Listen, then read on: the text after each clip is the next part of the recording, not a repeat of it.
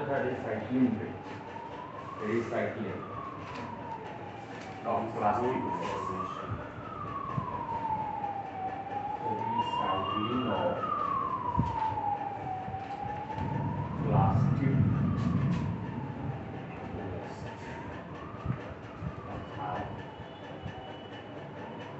Plastic अपशिष्टों का पुनर्चक्रण,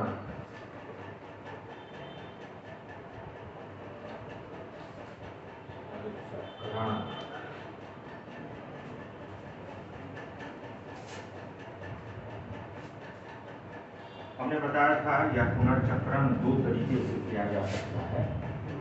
एक को कहते हैं अपसाइक्लिंग, एक को कहते हैं downcycling. Upcycling and downcycling. Upcycling के तहत हम उसका अपग्रेडेशन करते हैं। अपसाइक्लिंग के तहत उसका प्लास्टिक अपशिष्टों का उन्नयन होता है। अपशिष्टों का, अपशिष्ट मतलब वेस्ट, अपशिष्टों का उन्नयन, अपग्रेडेशन होता है और इसके द्वारा डिग्रेडेशन होता है। यानी जो मूल्य उस प्लास्टिक का था, कचरा का नहीं प्लास्टिक का था, उससे कम मूल्य वाले पदार्थ को कहते हैं डाउनग्रेडिंग, डाउनग्रेडिंग ऑफ प्लास्टिक, अवनयन, डाउनग्रेडिंग, डाउनग्रेडिंग। हमने अपसाइक्लिंग के तहत कुछ मेथड्स की चर्चा की थी। मैंने पिछले क्लास में बताया था जो किस प्रकार इससे सड़क का निर्माण किया जाता है। प्लास्टिक अवशिष्टों को सड़कों का निर्माण किया जाता है। भारत में काफी प्रगति हुई है, इसके बारे में भी मैंने बताया था। उन अवशिष्टों को गला करके, छोटे छोटे टुकड़ों को गलाकर, प्लास्टिक को गलाकर उसमें बिटुमिनस प्लस गिट्टी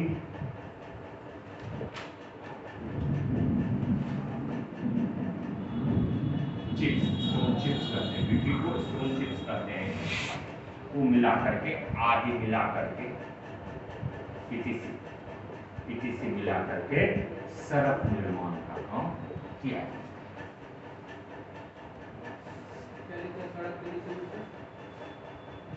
सड़क के नीचे, सड़क के नीचे गलाकर प्लस बिटुमिनस मिलाकर, बिटुमिनस क्या होता है? बिटुमिनस क्या होता है? कोयला के प्रकार है। कोयला का किन प्रकार है? कौन सा प्रकार है? क्या प्रकार का कोयला? चार। सबसे अच्छा कोयला कौन सा होगा? एंथ्रासाइट। एंथ्रासाइट में कार्बन की मात्रा कितनी है? More than 90%। अरे बिटुमिनस में कितना होता है?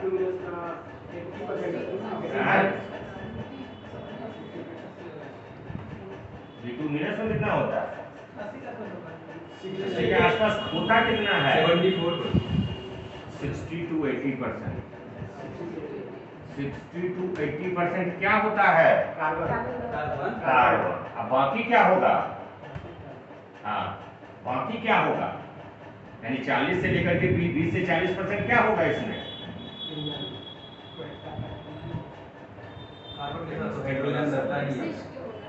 क्या अपशिष्ट? क्या तो अपने अपशिष्ट के बारे में क्या अपशिष्ट? अपशिष्ट बोलते सब चीज अपशिष्ट है नहीं क्या? व्हाट क्या कहते हैं टेक्निकल टर्म में उसको? केमिस्ट्री के टर्म में क्या बोलते हैं उसको? केमिस्ट्री के टर्म में क्या इस्तेमाल होता है उसके लिए? हैं? उससे कुछ अपना दिमाग मत लगाओ जाते, पढ़ी नहीं होगी ना तो बहुत दिमाग काम नहीं करता है। दिमाग काम तब करेगा जब पढ़ी हुई रहेगी। अंदाजा से बोले क्या होता है सुजीत जी? अशुद्धियां, इम्प्यूरिटीज, इम्प्यूरिटीज टेक्निकल वर्ड उसका है, अशुद्धियां होती हैं। अशुद्धियों का मतलब है वह अशुद्धियां H2O हो सकती है, वो अशुद्धियां सिलिका हो सकती है, सिलिका हो सकती है। ये ऑल आर कॉल्ड अशुद्धियां जो कोयले के गुणवत्ता को डिग्रेड करता है ना। जितनी इसकी मात्रा अप होगी कोयला उतना ही खराब किस्म का होगा। भारत में जो कोयला मिलते हैं वो मुख्यतः बिटुमिनस है, बिटुमिनस कोयला ही भारत में मिलते हैं। Bharat I am not going to discuss. गलाकर बिटुमिनस मिला करके और थोड़ा चारकोल मिला देते हैं, कई सारे पदार्थ मिला देते हैं और तब सड़क बनाते हैं। इस इशू को हमने क्लियर कर लिया था, इस इशू को क्लियर कर लिया था।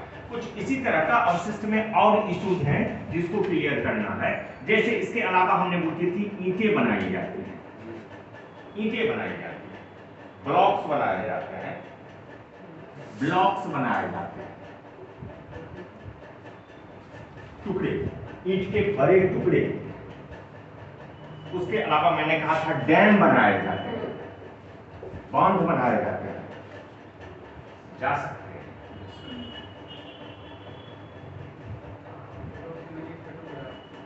हाँ,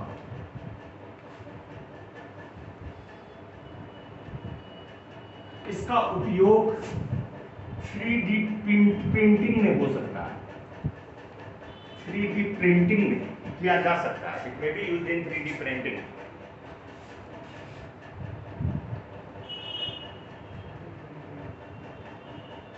What is the meaning of 3D Neerja? नाम कोई लग रहा है? कोई नहीं है 3D लग रहा है?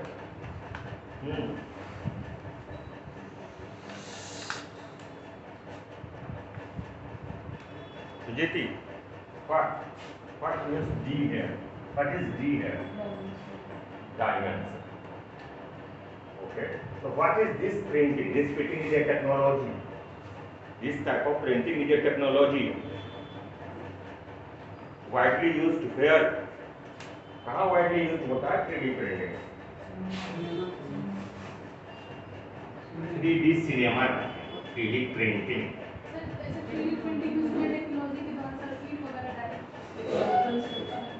कंस्ट्रक्शन इंडस्ट्री, इसके लिए इसका उपयोग किया जाता है ना। और बहुत सारे वेरियस फील्ड्स हैं जहां पर इसका उपयोग, this is a new type of technology. 3D दीवार में भी होता है, 3D प्रिंटिंग दीवार में भी की जाती है। इसके अलावा और भी, इसके अलावा भी कुछ जगह पर, जैसे हमने कहा था पेवमेंट बनाने, सड़क के किनारे चलने के लिए जो जगह होता है footpath, that is called pavement. Divider बनाने के लिए, डिवाइडर बनाने के लिए, सड़क को बीचों बीच जो दो भागों में बांटने के लिए, सड़क को दो भागों में बांटने के लिए मटेरियल के रूप में इसका उपयोग किया जा सकता है।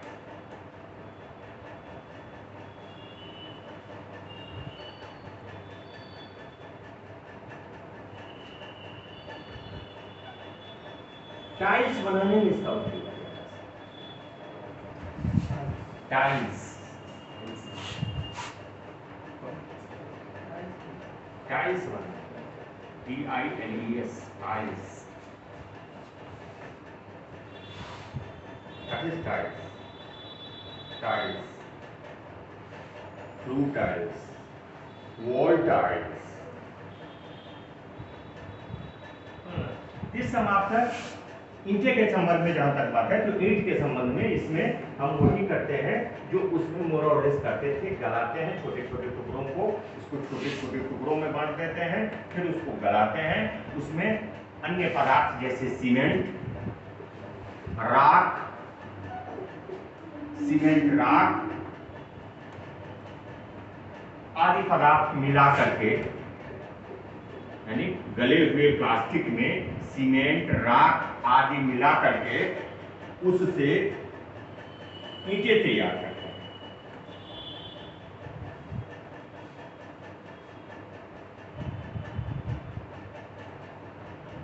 यानी राख थर्मल पावर प्लांट का अवशिष्ट हुआ, थर्मल पावर प्लांट का वेस्ट है राख, उसको मिलाते हैं, सीमेंट को मिलाते हैं, कुछ केमिकल्स मिलाते हैं, रसायन मिलाते हैं, रासायन रूप से इन पदार्थों को बाइंड करके रखने के लिए, एक साथ जोड़ करके रखने के लिए जो केमिकल्स होते हैं वो जोड़ करके रखते हैं।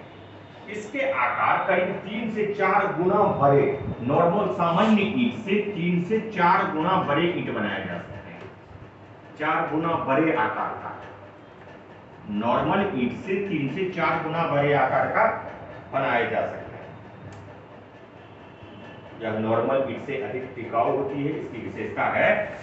हम जो टिकाऊ वाला में सड़क के साथ बात कर रहे थे वो बात इसके साथ ही करेंगे। टिकाऊ है,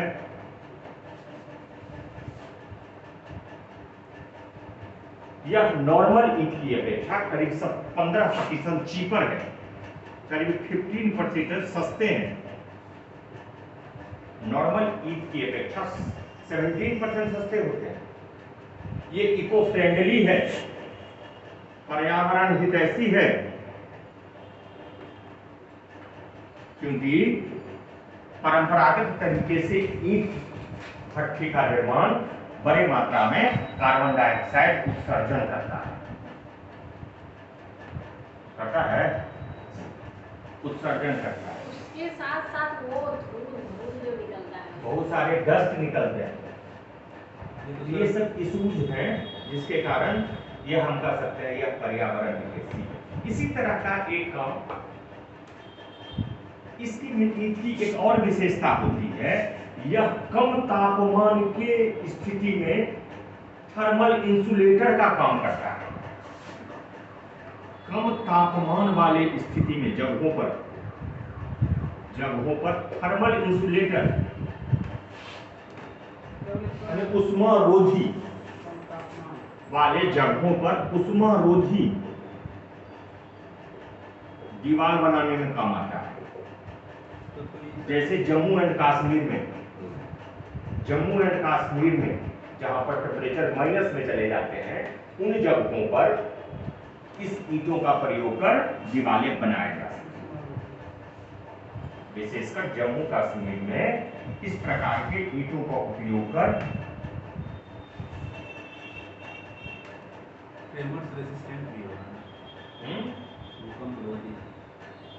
इस प्रकार के ईंट की अनदर विशेषता है, शॉक एब्जॉर्बर होता है, तो वाइब्रेशन को एब्जॉर्ब करता है, तो यह भूकंपरोधी है। वाइब्रेशन एब्जॉर्ब, कंपन को सोखता है, एब्जॉर्ब होने के कारण इससे बचने वाले मकान भूकंपरोधी भी होते हैं, भूकंप के झटकों को बर्दाश्त कर लेते हैं।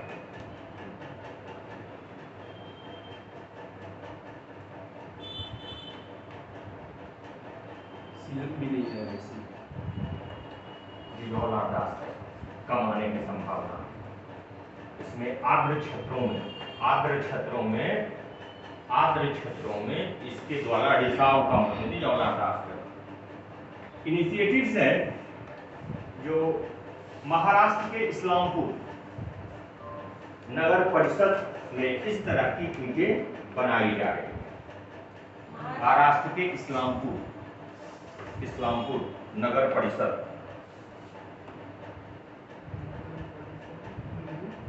इस तरह की ईंटें बनाई जाती है।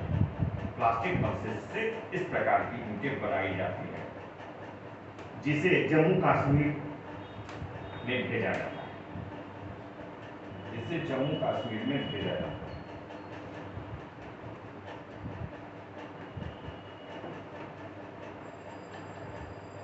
इसी तरह इस्लामपुर में ब्लॉक्स का भी यही इसी तरह के सिस्टम ब्लॉक्स में भी काम करेंगे। डैम का निर्माण महाराष्ट्र के इस्लामपुर में ही इस प्रकार की तकनीकी विकसित की गई है।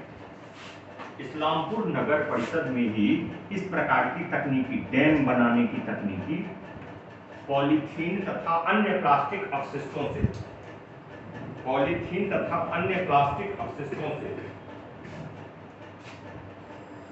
मुख्यतः सिंगल यूज वाले प्लास्टिक अवशिष्टों से, मुख्यतः पॉलीथीन व अन्य सिंगल यूज वाले एकल उपयोग वाले सिंगल यूज वाले प्लास्टिक अवशिष्टों से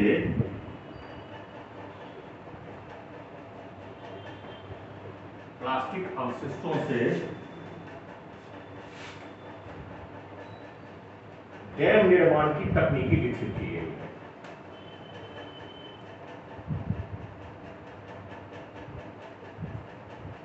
इसमें 100 माइक्रोन से कम मोटाई वाले प्लास्टिक का उपयोग किया जाता है। डैम बनाने के लिए प्रायः 100 माइक्रोन, लेस देन 100 माइक्रोन मोटे यानी कम मोटे प्लास्टिक का उपयोग किया जाता है। कम मोटाई वाले प्लास्टिक का उपयोग किया जाता है। लेस देन 100 माइक्रोन मोटे प्लास्टिक का उपयोग किया जाता है।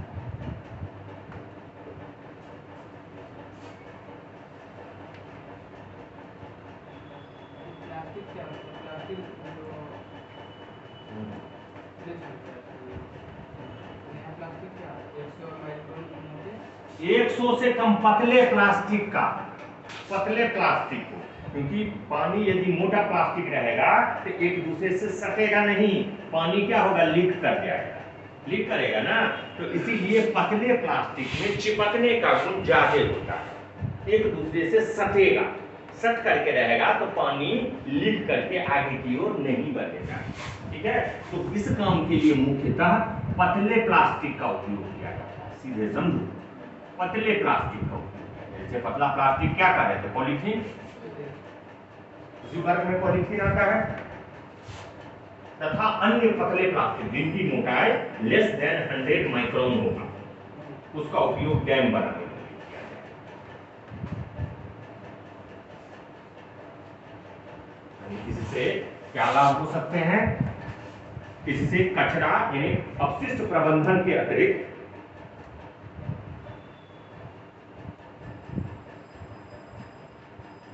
जल संरक्षण होगा, ग्राउंड वाटर रिचार्ज होगा,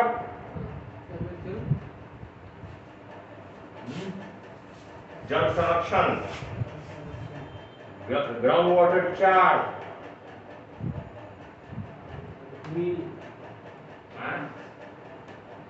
होम जल रिचार्ज, बड़ी बात है, ग्राउंड वाटर रिचार्ज, होम जल रिचार्ज। इसमें बड़े पैमानों पर प्लास्टिक की खपत होती है, इसलिए पूर्व से जमा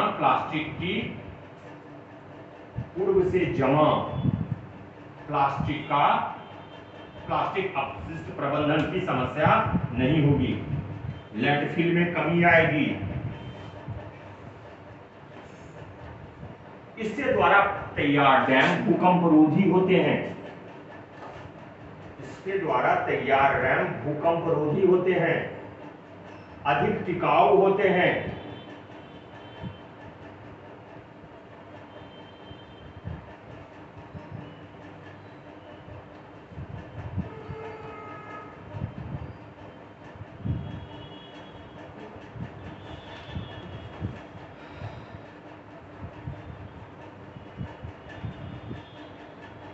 फ्रेगमेंट एंड डिवाइडर एक ही तरह का कांसेप्ट है।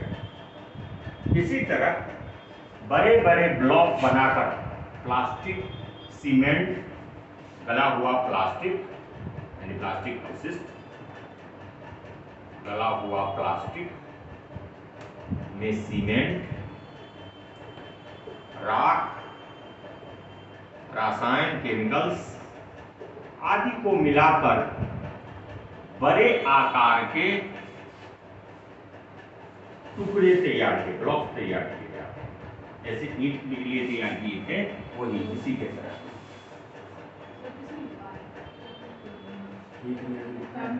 हाँ, ब्रिक्स में लिखा है सिमिलर टू ब्रिक्स का आकार छोटे होते हैं, लेकिन उससे कई गुना बड़े होते हैं। देखते हो सड़क के किनारे जो फ्रेगमेंट लगा था, बड़ा आकार का, तो वो ब्लॉक्स बनाए जा सकते हैं।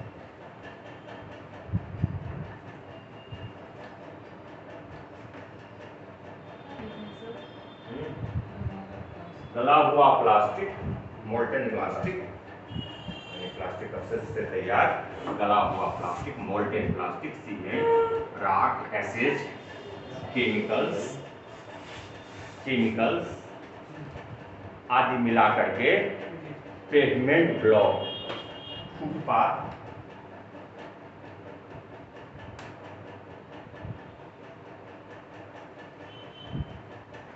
ब्लॉक बनाए जा सकते हैं।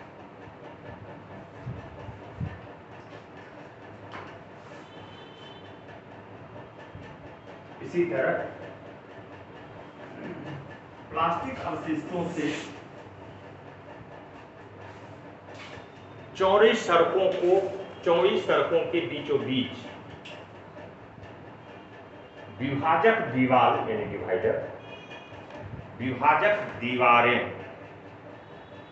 डिवाइडर,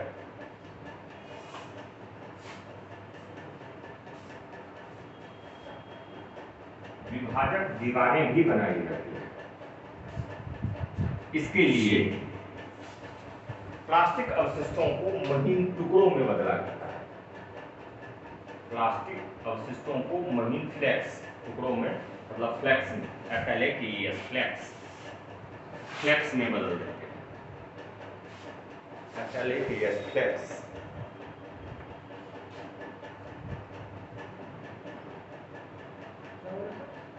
इसके लिए प्लास्टिक को महीन टुकड़ों में, दैट इज कॉल्ड इंग्लिश में फ्लेक्स कहलाते हैं, बदला जाता है।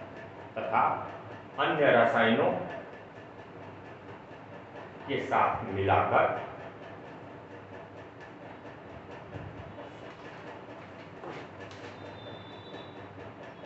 इसे तैयार किया जाता है। टाइल्स बनाने में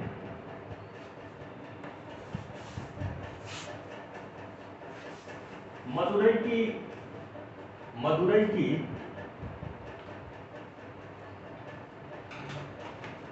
त्यागराज कॉलेज ऑफ इंजीनियरिंग के द्वारा मदुरई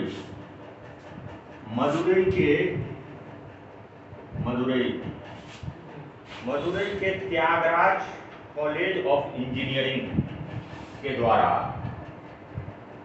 प्लास्टिक अवशिष्टों से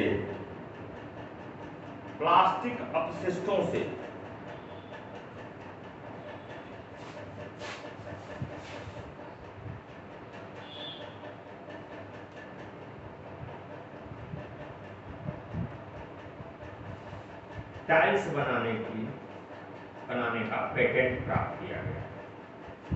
टाइल्स बनाने का पेटेंट प्राप्त किया गया।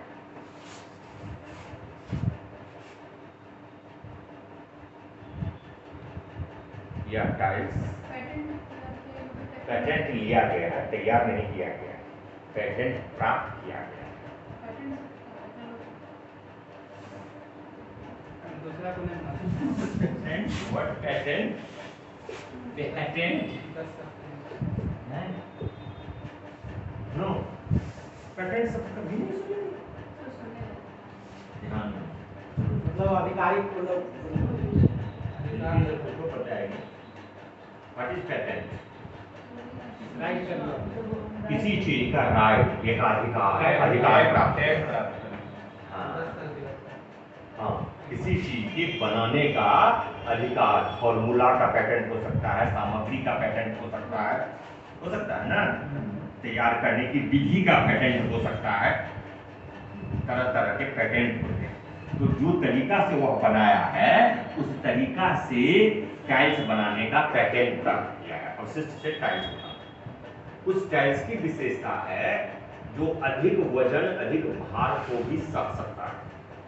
जनरली टाइल्स इससे जो प्लास्टिक से बनेंगे वो बाहर नहीं सकते हैं, लेकिन इसमें जो त्यागराज कॉलेज ऑफ इंजीनियरिंग में जो पेटेंट मिला है वह अधिक मजबूत टाइल्स है, अधिक वजन को सह सकते हैं, अधिक भार को सह सकते हैं।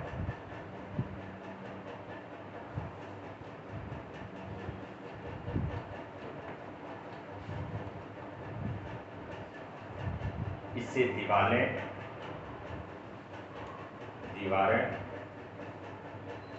सतह आदि में लगाने के लिए फ्लूर,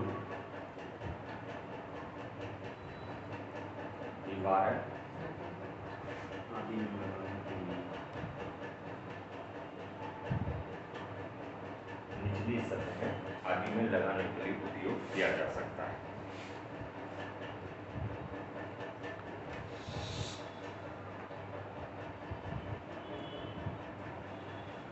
इसी तरह की कुछ इनिशिएटिव हैं अपसाइक्लिंग के ही संदर्भ में।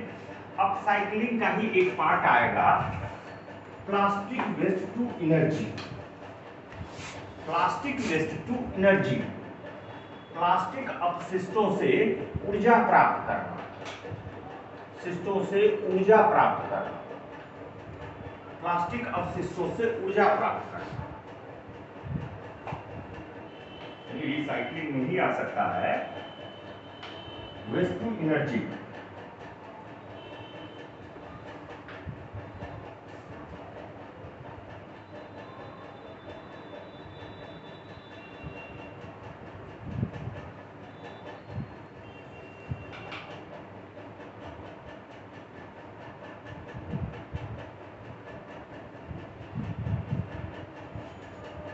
प्लास्टिक से ऊर्जा तैयार करना, प्लास्टिक अवशिष्ट से ऊर्जा तैयार करना संभव है। क्यों क्यों क्यों संभव है? इसलिए संभव है हाँ, petrochemicals, this is the same idea is here. इसको बनाने के लिए हम किसका उपयोग करते हैं? क्रूड ऑयल का उपयोग करते हैं। प्लास्टिक कहां से बनता है? क्रूड ऑयल से बनता है, बनता है ना, पेट्रोकेमिकल इंडस्ट्री का उत्पाद था। अब यदि क्रूड ऑयल से हम प्लास्टिक बना सकते हैं, दैट मीन्स जो केमिकल सब्सटेंसेस, कार्बन के सब्सटेंसेस वहां पर हैं, ऑलरेडी कार्बन के सब्सटेंस है, already told it is organic compound, polymers are organic, it is polymer of organic compound, मैंने पहले ही कहा है। अब इसका उपयोग यदि क्रूड ऑयल से हम प्लास्टिक तैयार कर लेते हैं, तो इस प्लास्टिक से फिर क्यों नहीं हम ईंधन तैयार कर सकते हैं? सेम कंसेप्ट है। हम नॉर्मली क्या करते हैं? क्रूड ऑयल से, क्रूड ऑयल के रिफाइनिंग के दौरान जो प्रोडक्ट निकलते हैं पेट्रोकेमिकल कहलाते हैं, पेट्रोकेमिकल प्रोडक्ट होते हैं, उसी से क्या तैयार करते हैं? उसी से प्लास्टिक तैयार करते हैं। तो इस आइडिया को हम रिवर्स भी कर सकते हैं with the help of technology. अर्थात हमने यहां से, इस प्रोसेस में हमने यहां से यहां पहुंचा, अब यह प्रोसेस यदि हो तो यहां से यहां भी पहुंचा जा सकता है। प्रोसेस अलग होगा, प्रोसेस में वेरी, प्रोसेस डिफरेंट होगा, लेकिन इससे यदि यह हो सकता है तो इससे यह भी हो सकता है। क्यों? क्योंकि वह जिन चीजों से बने हुए हैं वह कार्बन के कंपाउंड हैं।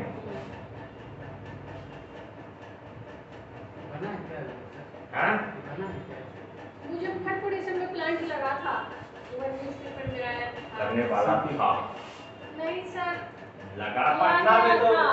चालू भी है उसमें सीपेट था इंस्टीट्यूट कि है। जैसे दिखाया गया था कि मुख्यमंत्री उसमें कुछ प्लास्टिक डाले और उससे निकला, ये उसमें फोटो था। ठीक है, आएंगे बिहार में, पूरे भारत में माने जा रहे हैं, कुछ वर्ल्ड में भी भाग लेंगे। यह संभव है, theoretically it is possible, theoretically it is possible, यानी सैद्धांतिक रूप से यह संभावना दिख रही है। अब इसी सिद्धांतिक अवधारणा को यूज करते हुए प्लास्टिक वेस्ट से, या प्लास्टिक वेस्ट एट लास्ट बना, इस प्लास्टिक वेस्ट से फिर से हम ऊर्जा तैयार कर लेते हैं। इससे जो ऊर्जा निकलती है वो कई प्रकार के ईंधन हो सकते हैं। इससे प्राप्त होने वाले ऊर्जा से मतलब है कई प्रकार के ईंधन प्राप्त हो सकते हैं। ईंधन में भी सॉलिड, में भी लिक्विड, में भी गैस। फॉर एग्जाम्पल, इससे टार प्राप्त होता है, चार यानी चारकोल टाइप का। कार्बन प्राप्त होते हैं, इनको हम कहते हैं RDF।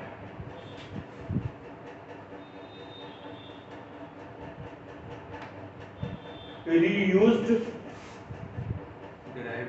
Derived fuel, reuse derived food fuel RDF कहा जाता है। रीयूज्ड डिराइव्ड फ्यूल, द्रव्य में इसके डीजल तैयार, सबसे अधिक जो संभावना डीजल तैयार किया जाता है, फर्नेस ऑयल तैयार किया जाता है, फर्नेस ऑयल। वो फर्नीचर सर्टिफिकेट लगा है। No, that is not furnace oil. Furnace, spelling of furnace is chemistry. Sir वो जो होता है ना मिथाइल अल्कोहल होता है, क्या होता है उसमें लगाया जाता है लकड़ी में। लकड़ी का फर्नीचर लगाया जाता है।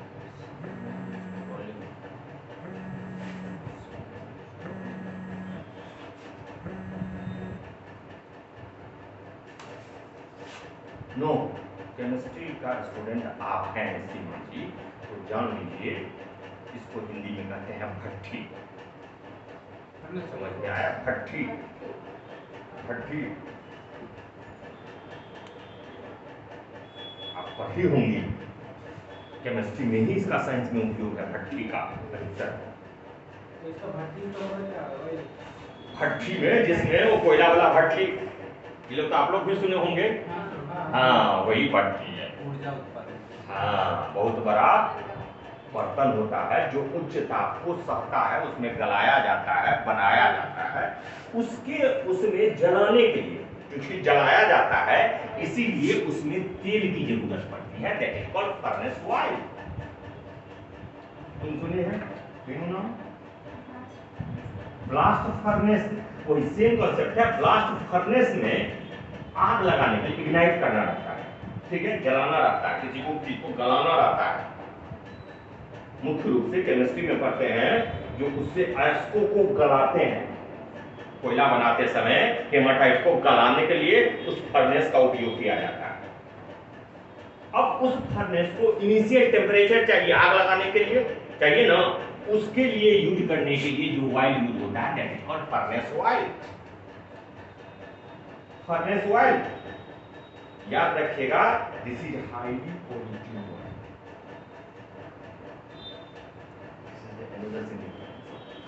Highly polluting oil. बहरहाल जो कुछ भी हो, यहाँ फर्नेस ऑयल प्राप्त किया जाता है, गैसोलीन प्राप्त किया जा सकता है। Gasoline is a mixture used in automobile industry.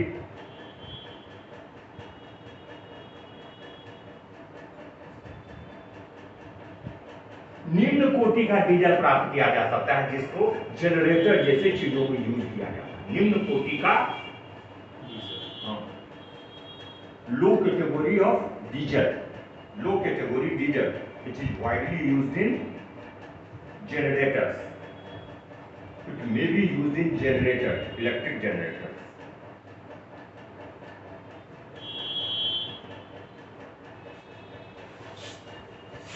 Gas like methane, propane, hydrogen, synthetic gas,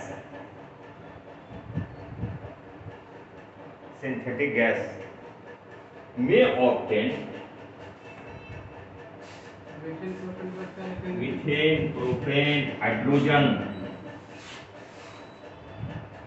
synthetic gas आदि इससे प्राप्त किया जा सकता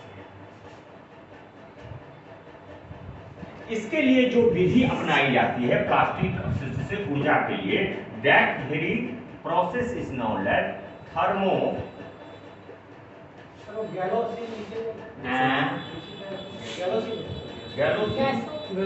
gasoline. What is gasoline? Anyone know about the gasoline? हाँ, एक साथ गैसोलीन की अपेक्षा आपसे रखते हैं। गैसोलीन समझे बड़ी gasoline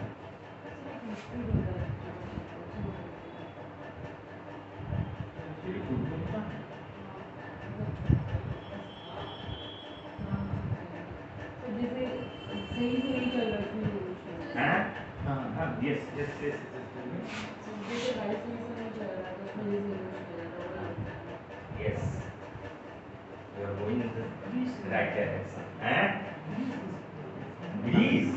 This is not grease. Grease is a lubricant. Grease is a lubricant. It is not a gasoline. It is not a fuel. Grease is not a fuel. Gasoline is a fuel, इसलिए use करते हैं gasoline में।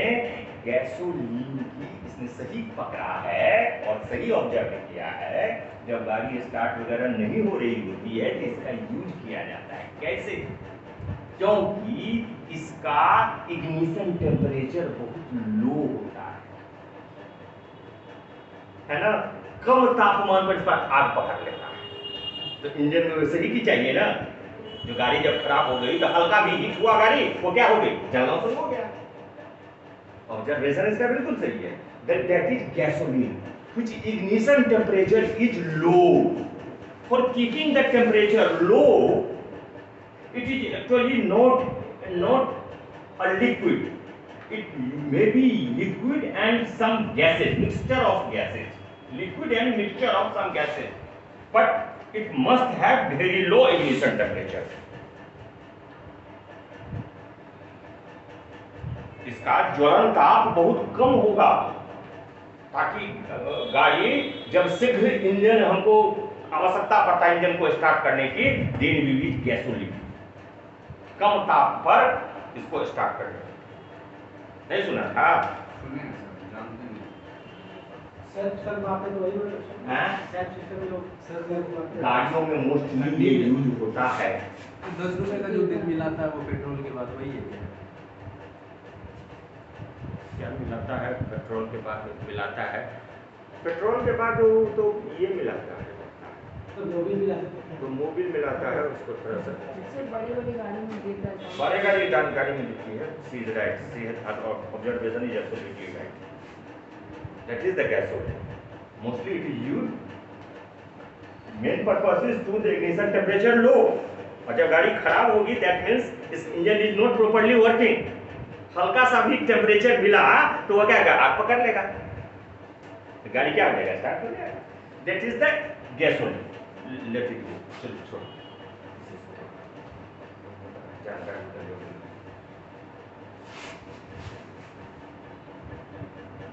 नहीं सुनी थी? सुने थे। सुने थे तो कहाँ गए थे? इसके लिए थर्मोकेमिकल विधि का उपयोग करते हैं, उष्मा रासायनिक विधि, थर्मोकेमिकल विधि। और थर्मोकेमिकल की कई विधियां थी। There are several methods of thermochemical method. क्या क्या थी ये साथ?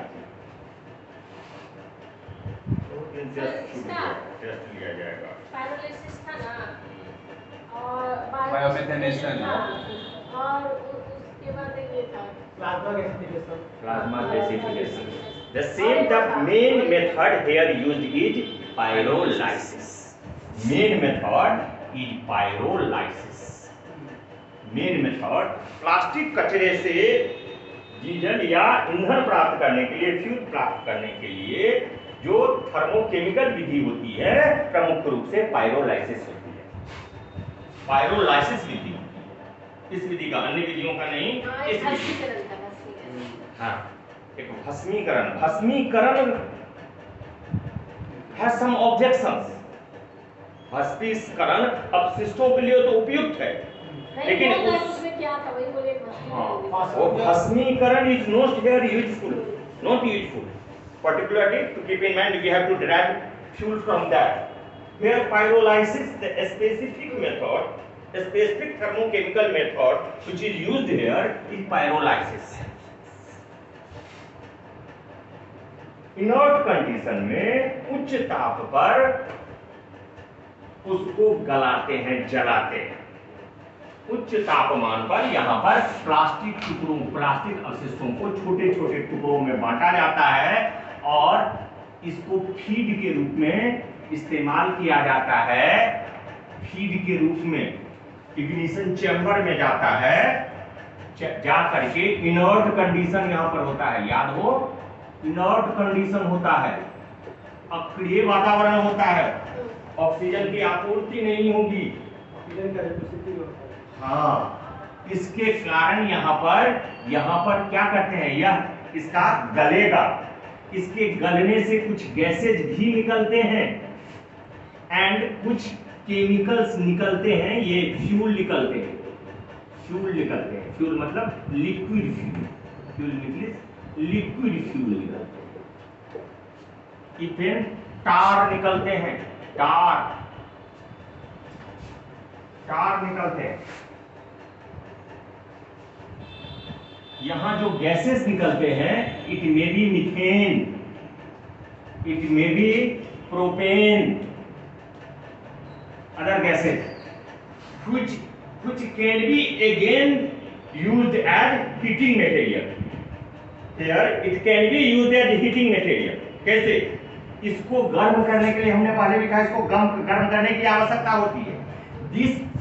This gases can be used as heating material of this pyrolysis plant. Pyrolysis संयंत्रों को गर्म करने के लिए इसका उपयोग किया जा सकता है। कौन? उस गैसेज का, मीथेन जो फ्री गैस है ना।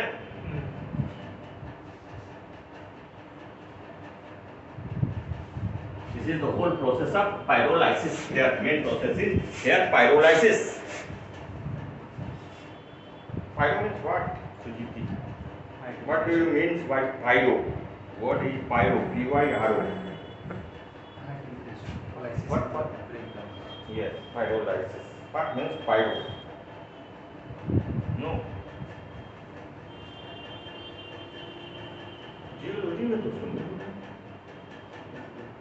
जियोलॉजी से भी इसका संबंध है पाइरो शब्द का। जियोलॉजी कौन करता है? आर्कियोलॉजी। अच्छा चलो ठीक है, ये सही बताया है इसने। Pyro means high temperature. अब क्या इनिशिएटिव, इसके संभावनाएं ढूंढते हुए क्या किए गए हैं? याद रखिएगा, जब इस प्रकार के विधि से अर्थात अवशिष्ट प्लास्टिक से ईंधन प्राप्त करने के विश्व के अग्रणी देश जापान, जर्मनी तथा America. Frontier countries, frontiers in this technology are three most important country are Japan, Germany and USA, जो कॉमर्शियली एक्सप्लॉइट करता है इसको, प्लास्टिक अवशिष्टों को, कॉमर्शियली प्लास्टिक अवशिष्टों को एक्सप्लॉइट करके ईंधन प्राप्त करता है, फ्यूल प्राप्त कर रहा है। भारत में क्या प्रयास किया? भारत में 2014 में इंडियन इंस्टीट्यूट ऑफ पेट्रोलियम, भारतीय पेट्रोलियम संस्थान, इंडियन इंस्टीट्यूट ऑफ पेट्रोलियम, हाँ है Dehradun, Indian institute of petroleum, Dehradun द्वारा पायरोलाइसिस तकनीकी का उपयोग करते हुए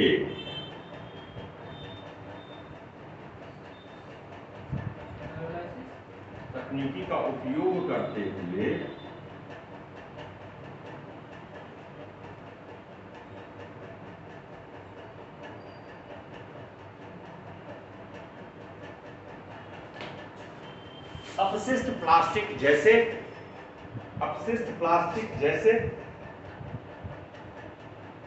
जैसे पॉलीथीन, पॉलीप्रोपाइलीन,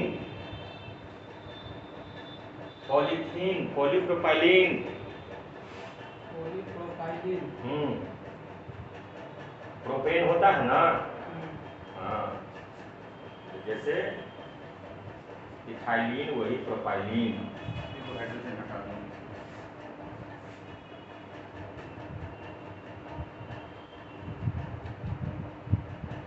आदि से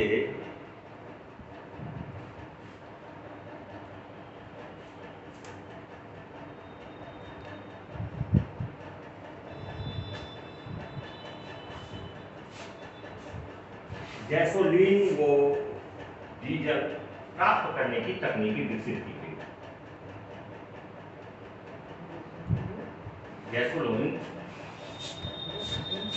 गैसोलीन व डीजल डीजल प्राप्त करने की तकनीकी विकसित की गई।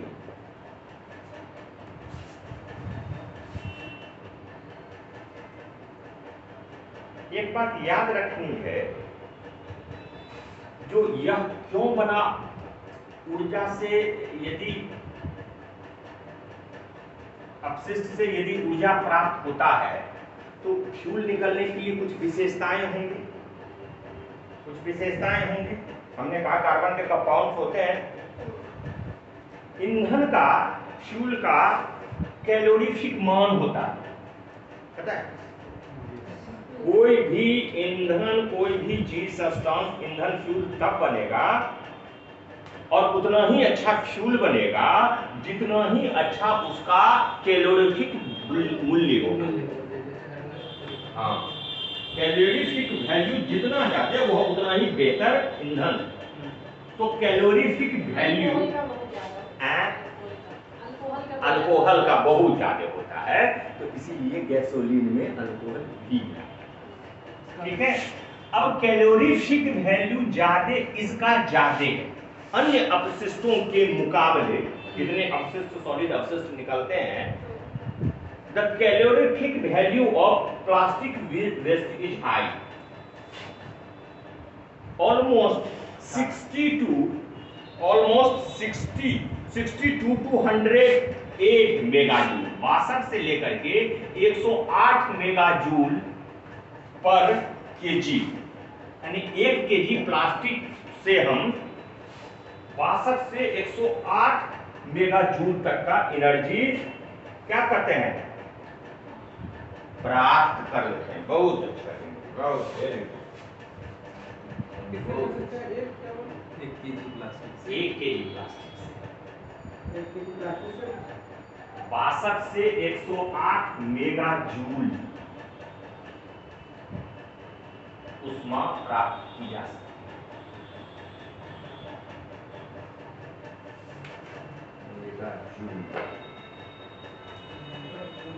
ऊष्मा प्राप्त की जा सकती है। हो जाएगा ना, इसीलिए तुम तेल और डीजल सब निकाल लेते हैं, फेर लेते हैं, इसीलिए इसकी फेराई होती है। इस उच्च कैलोरी मूल्य, यह कैलोरी मूल्य अन्य ठोस अपशिष्टों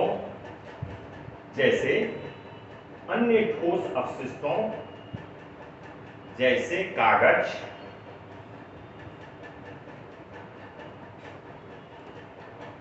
लकड़ी, सीसा,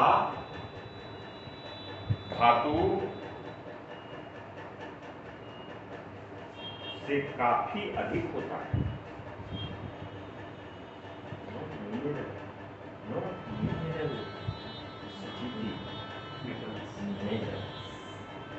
Metals except aluminium. Aluminium has high calorific value than this. Aluminium का calorific value metals, चलो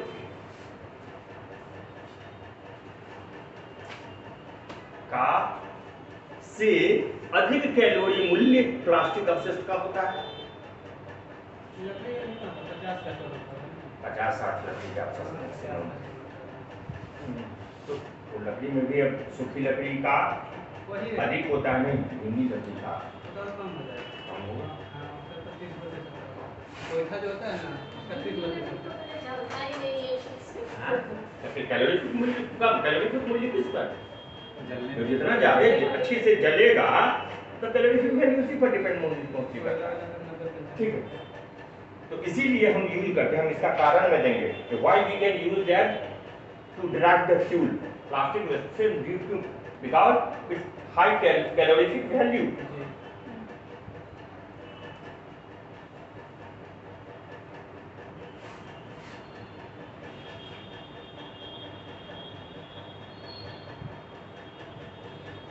अब भारत में कुछ इनिशिएटिव या स्टार्टअप जो इस संबंध में शुरू किए गए हैं, कुछ इनिशिएटिव्स या स्टार्टअप, नवाचार या स्टार्टअप जो इस क्षेत्र में यानी प्लास्टिक अपशिष्ट से ईंधन निकालने के लिए शुरू किए गए। पुणे के पुणे, महाराष्ट्र के Pune.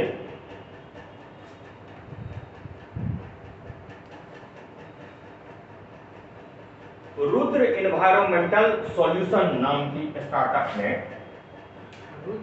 Rudra environmental solution, Rudra RUDRA, Rudra environmental. क्या बंटी जी दिक्कत हो रही है? हाँ? इंग्लिश में दिक्कत नहीं हो रहा है? नाम है जिसको लिखना पड़ेगा इसी तरह। नामक स्टार्टअप ने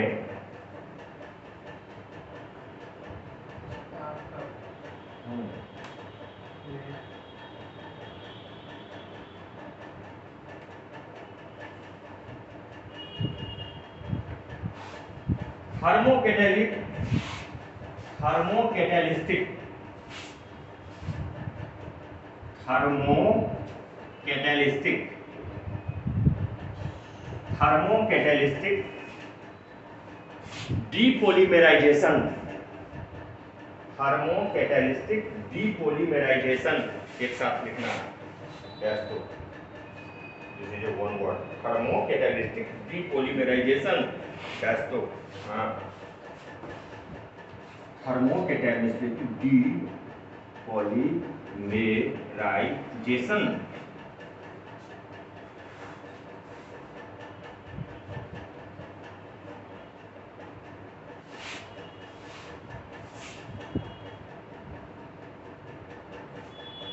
पॉलीमराइजेशन विधि का उपयोग करते हुए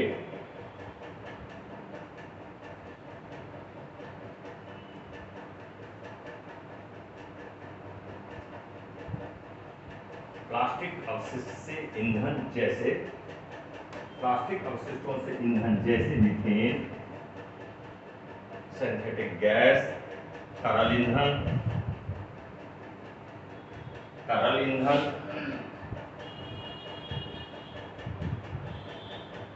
मीथेन, सिंथेटिक गैस, तरल ईंधन, प्रोपाइलीन,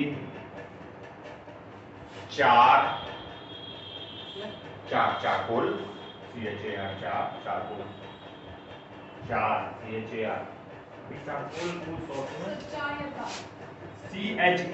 CHAR, चार टर्बिन डिराइव्ड फ्रॉम चारकोल। चार जो बच जाते हैं ना जलने के बाद, चार आदि प्राप्त किए। The low calorific value fuel is char. Char is a low calorific value fuel. हाँ, कम कैलोरीफिक मूल्य वाले ईंधन, बहुत कम कैलोरीफिक मूल्य होते हैं। हाँ, कभी कभी इसका उपयोग सड़क निर्माण के सामग्री में कर लिया जाता है। चार है ना, कैलोरीफिक वैल्यू बहुत ज्यादा नहीं है, इसीलिए यूज किया जाता है। आदि प्राप्त करने की मशीन लगाई है।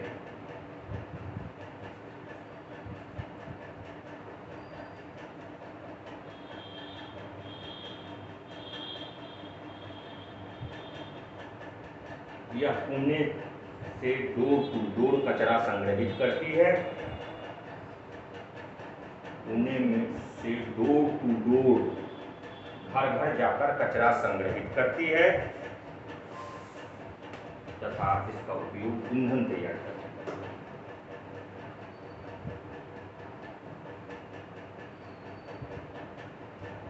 इसी तरह इन गोवा also बिचोलिम जगह का नाम है, बिचोलिम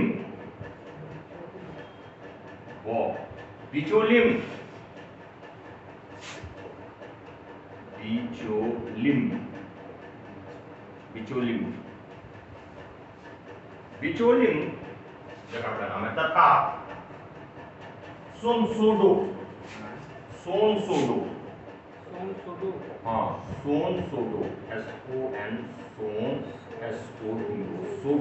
सोनसोडो, सोनसोडो जगह का नाम है, बंगाली नाम सब है।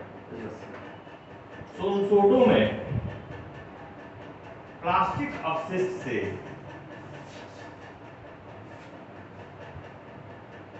ईंधन तैयार करने के लिए 2 संयंत्र लगाए गए। प्लास्टिक अवशिष्टों से 2 संयंत्र लगाए गए। बंगलुरु की कंपनी ने यहाँ संयंत्र लगाया। बंगलुरु की कंपनी ने यहाँ यह संयंत्र लगाया।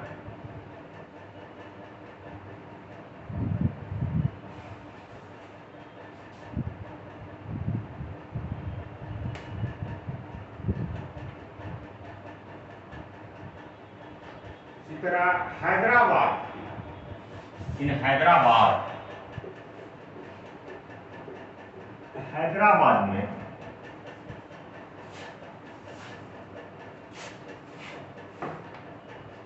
वेंटाना नामक, वेंटाना कंपनी का नाम, वेंटाना वेस्ट से एनर्जी निकालने की कंपनी है वेंटाना, VENTANA, वेंटाना। वेंटाना नामक कंपनी ने इस प्रकार द्वारा, कंपनी द्वारा इस प्रकार के संयंत्र लगाए जा रहे हैं।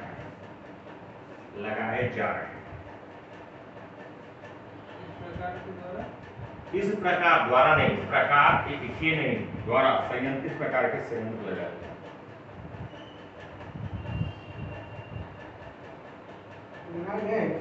लगाए जा रहे हैं, प्रस्ताव है। भारत का पहला प्लास्टिक से ईंधन निकालने वाला संयंत्र मथुरा में शुरू किया गया। मथुरा में शुरू किया गया।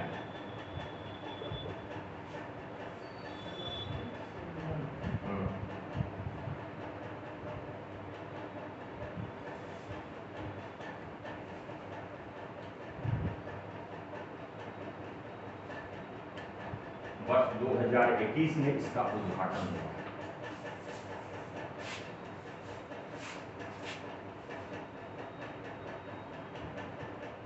वर्ष 2021 में इसका उद्घाटन हुआ। यह प्लास्टिक अवशिष्ट प्लास्टिक से डीजल ईंधन प्राप्त करता है। अपशिष्ट प्लास्टिक से डीजल प्राप्त करता है।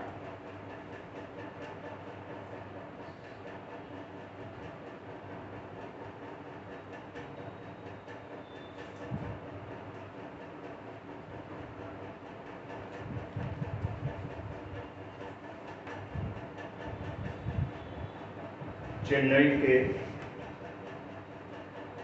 में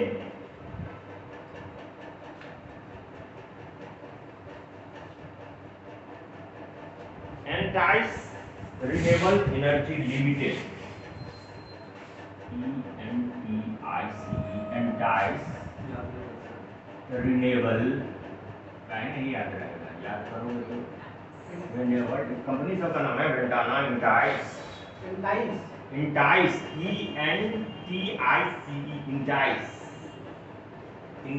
रिन्यूएबल एनर्जी लिमिटेड नामक कंपनी ने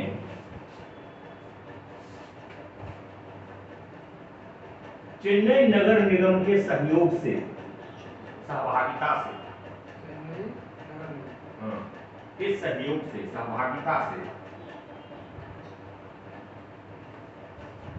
प्लास्टिक अपशिष्ट द्वारा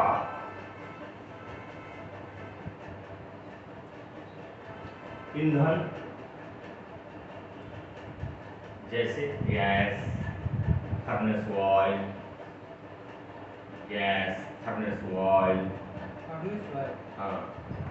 CNG, फर्नेस ऑयल अभी समझाए थे ना, कहाँ रहता है तुम?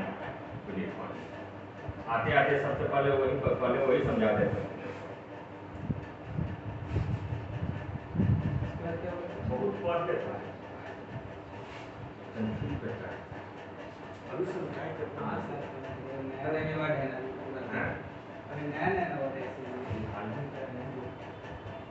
इसके बारे में कर रहे थे, हेलीपोर्ट क्यों।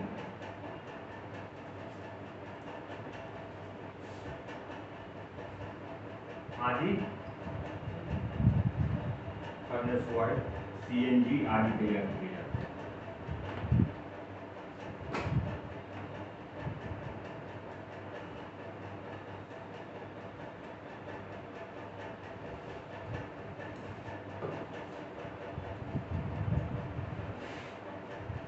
इस प्रकार के दो संयंत्र, एक उत्तरी चेन्नई में और एक दक्षिणी चेन्नई में, इस प्रकार के दो संयंत्र, एक उत्तरी चेन्नई में, north Chennai, and another one in southern Chennai, south Chennai में लगाया गया है।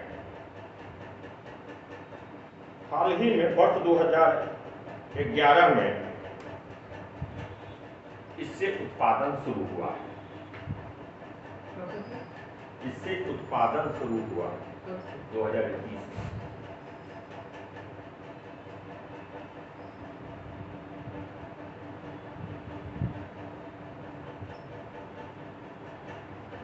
इसी तरह बिहार के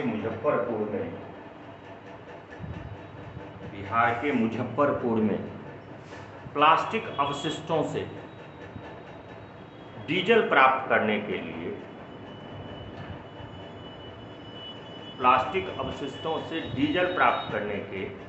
संयंत्र लगाए गए।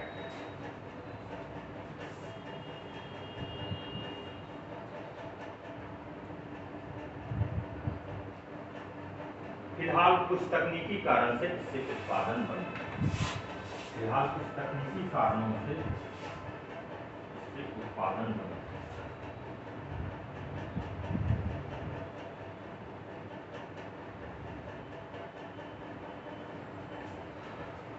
चलिए, इतना तो हो गया। कितना मतलब उत्पादन हुआ है? तो नहीं, उत्पादन कुछ शुरू हुआ, लेकिन है, इनिशिएटिव है, बिहार गवर्नमेंट का है, तो जितना है बिहार में का है। सर कितना उत्पादन हो रहा है कितना? कौन ये? इससे कुछ नहीं, जस्ट शुरू।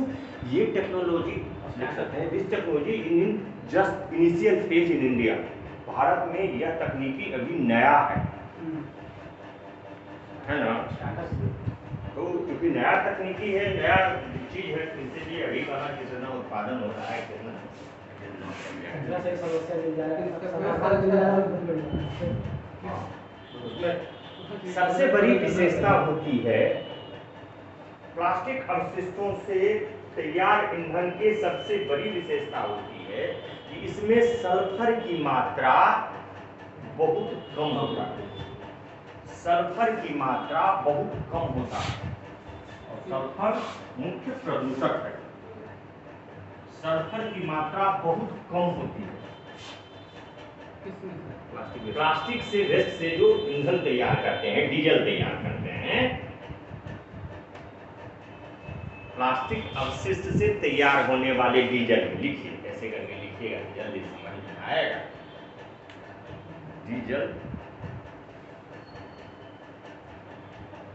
में सल्फर की मात्रा न्यूनतम होती है।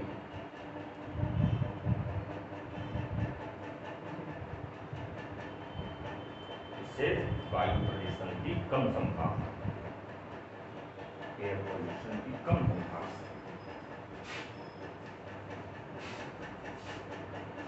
तो ये